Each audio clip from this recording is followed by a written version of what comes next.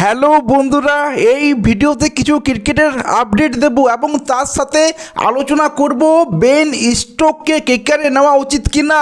এই প্রশ্নটা আসছে তার কারণ হচ্ছে মুম্বাই ইন্ডিয়ান্স যেভাবে ডিমান্ডগুলো করছে, আমাদের রঘুবংশী চাই, তার সাথে হর্ষিত রানাকে চাই, যার ফলে কেকেআরের ফ্যান্স বলছে আমাদের হার্দিক পান্ডিয়াকে দরকার নেই ভাই, আমাদের তার জায়গায় বেন স্টোককে নিলেও চলবে। তো এইটা নিয়ে একটু ডিটেলস আলোচনা করবো, কিন্তু সবচেয়ে প্রথমেই ক্রিকেটের কিছু আপডেটগুলো দেখে নিই। প্রথমে শুরু করবো একটা ভালো খবর দিয়ে।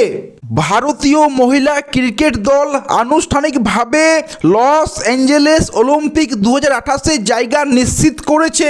এই যে চলতি ওমেন্স টি-20 ওয়ার্ল্ড কাপটা হচ্ছে, সেখানে তোমার এশিয়ার সর্বোচ্চ স্থান অধিকার করাই এই যোগ্যতাটা তোমার আমাদের ভারতীয় ওমেন্স দল অর্জন করেছে। এর ফলে অস্ট্রেলিয়া, গ্রেট ব্রিটেন এবং দক্ষিণ আফ্রিকার সঙ্গে ভারত, এই চারটা টিম তাদের নিজের জায়গা নিশ্চিত করেছে, কনফার্ম করেছে। কিন্তু দেখো এইখানে আমার একটা প্রশ্ন আছে, এই যে তোমার আমাদের ভারতীয় ওমেন্স ক্রিকেট দলটা আছে, এইটা ওডিআইয়ের জন্য খুবই ভালো, কিন্তু আমার টি-20 ফরম্যাটের জন্য আমার এখনও একটু ডাউট আছে।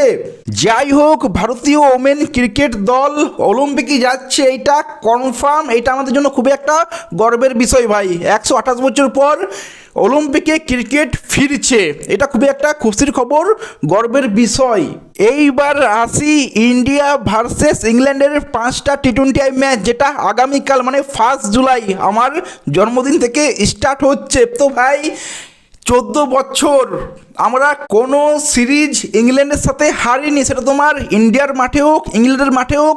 আমরা কোনো দিন লাস্ট 14 বছর, আই থিঙ্ক 12 বছর, কারণ 2014তে লাস্ট হয়েছিল, সেখানে তোমার ইংল্যান্ড জিতেছিল আই থিঙ্ক, যেটুকু মনে পড়ছে। সো 2014 থেকে ভাই আমরা একটাও সিরিজ ইংল্যান্ডের সাথে হারিনি। তো দেখার আছে শ্রেয়স আইয়ার এই রেকর্ডটা ধরে রাখতে পারে কি না, কারণ ভাই আমরা আয়ারল্যান্ডের সাথে হারলাম। তো এটা দেখার জন্য খুবই আমি এক্সাইটেড আছি। যাই হোক, ভারত আয়ারল্যান্ডের সাথে 2-0 সিরিজটা হারার পর সূর্যকুমার যাদব এই পোস্টটা করেছে। এই পোস্টটাতে ক্লিয়ার সূর্যকুমার যাদব বলতে চেয়েছে, এটা অনেকেই মনে করছে যে সূর্যকুমার যাদব এই পোস্টটা করেছে তার কারণ সূর্যকুমার যাদব বলতে চাইছে আমার কাছে যখন ভারতীয় টিম, আমি যখন ক্যাপ্টেন ছিলাম ভারতীয় টিমে, তখন আমরা কীভাবে ডমিনেট করতাম।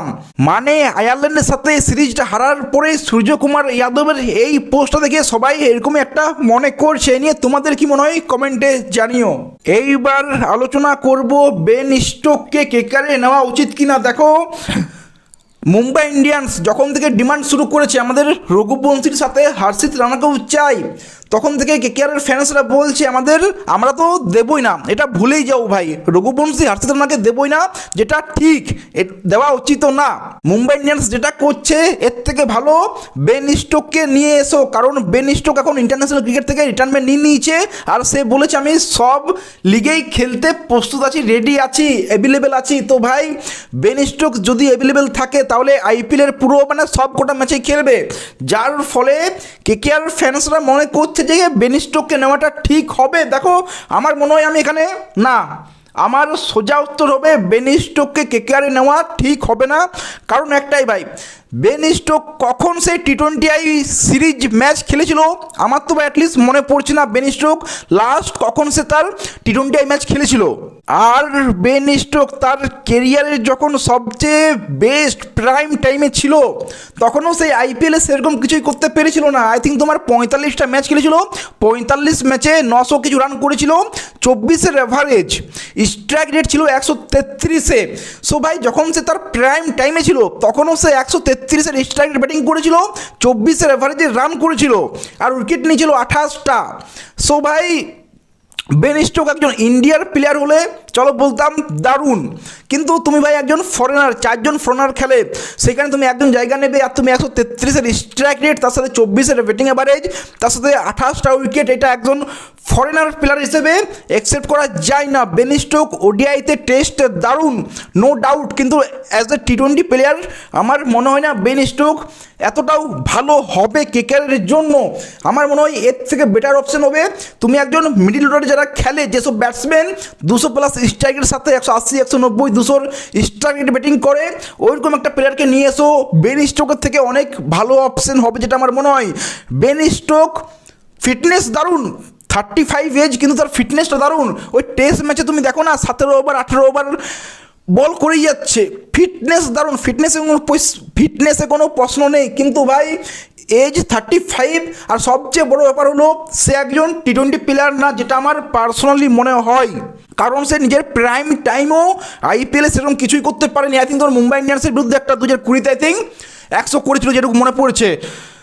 সেরকম কিছু মনেও পড়ছে না আর কি, সত্যি কথা বলতে হনেস্টলি সেরকম কিছু মনেও পড়ছে না যে বেন স্টোক বিশাল একটা কিছু করেছে। 24-এর অ্যাভারেজ কেবল, আমার ওই একটা সেঞ্চুরি মনে পড়ছে, আর কোনো মনে পড়ছে না বেন স্টোককে নিয়ে আইপিএলে।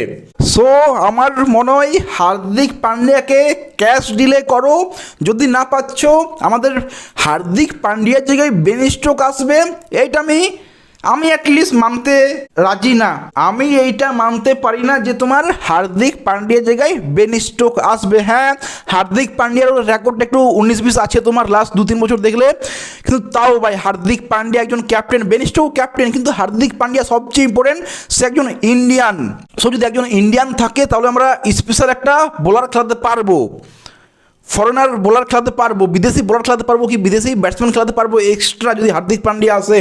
হার্দিক পান্ডিয়া এলে টিমে অনেক ব্যালেন্স আসবে, কিন্তু ভাই ওই রঘুবংশী, হর্ষিত রানা, রিঙ্কু সিং, সুনীল নারায়ণ, বরুণ চক্রবর্তী সবাইকে দিয়ে না, আমাদের দরকার নেই ভাই এরকম হার্দিক পান্ডিয়া, যেটা আমার পার্সোনালি মনে হয়। তুমি রাহানেকে নিতে পারো, ঠিক আছে চলো, কিন্তু ভাই হর্ষিত রানা, রঘুবংশী দরকার নেই আমাদের। তো এই নিয়ে তোমাদের কি মনে হয় কমেন্টে জানিও। ভিডিও ভালো লাগলে লাইক শেয়ার সাবস্ক্রাইব করে দিও। দেখা হচ্ছে পরে, টেক কেয়ার, সি ইউ।